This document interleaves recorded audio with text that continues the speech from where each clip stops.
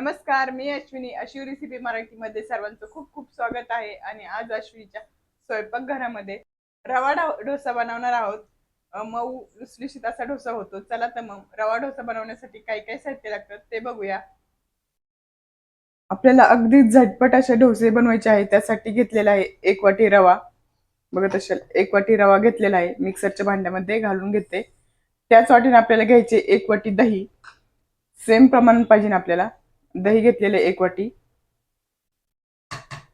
दही नॉर्मल पाहिजे, जास्त आंबटही नाही, फ्रेश दही पाहिजे. जास्त आंबटही नाही, जास्त फिक्कही नाही. 1 वाटी दही, 1 वाटी रवा घेतलेला आहे. मस्त आपण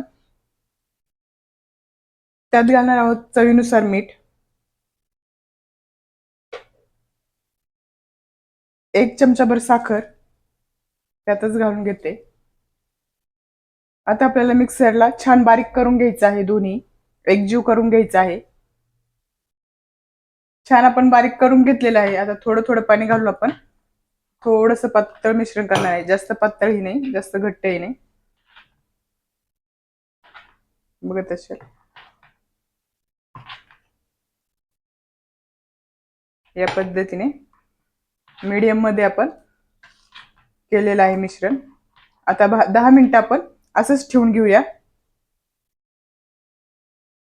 आपलं मिश्रण 10 मिनिट भिजत आहे तोपर्यंत आपण चटणी बनवून घेऊया. इथे मी घेतलेले खाऊन घेतलेले खोबरे घेतलेले असं किसलेलं, अद्रकचा तुकडा घेतलेला आहे, 3-4 मिरच्या घेतलेल्या आहे, लसूण 5-6 पाकळ्या अशा लसणाच्या घेतलेल्या आहे, थोडीशी कोथिंबीर. आता मस्त आपण बारीक करून घेऊया. सर्व आपण मिक्सरच्या भांड्यामध्ये घालून घेतलेलं आहे आणि चवीनुसार मीठ घालून घेणार आहोत त्यात. आपल्या डोश्याच्या मिश्रणाला सुद्धा 10 मिनिटं झालेले आहे. आता त्यात थोडंसं आपण चिमूटभर सोडा घालून घेते आणि छान असं एकजीव करून घेते पुन्हा. इथे आपली चटणी छान बारीक झालेली आहे. आता आपण तडका देऊन घेऊया चटणीला. तेल छान तापलं, मोहरी मोहरी फुलली की जिरं, थोडासा कढीपत्ता, लसूण, मस्त थोडासा हिंग घालून घेते. मस्त छान आपली फोडणी बसलेली आहे. आता आपण डोसे बनवायला घेणार आहोत. तर प्रथम तवा आपण गरम करून घेतलेला आहे, त्याच्यात मस्त असं तेल आपण लावून घेऊया एकसारखं आणि थोडासा पाण्याचा शिपका देणार आहोत या पद्धतीने. आणि कॉटनच्या कपड्याने किंवा टिश्यूने मस्त असं पुसून घ्यायचं आहे आणि नंतर आपल्याला डोसा घालायचा आहे. बॅटर घेताना आपल्याला हलवून घ्यायचं आहे.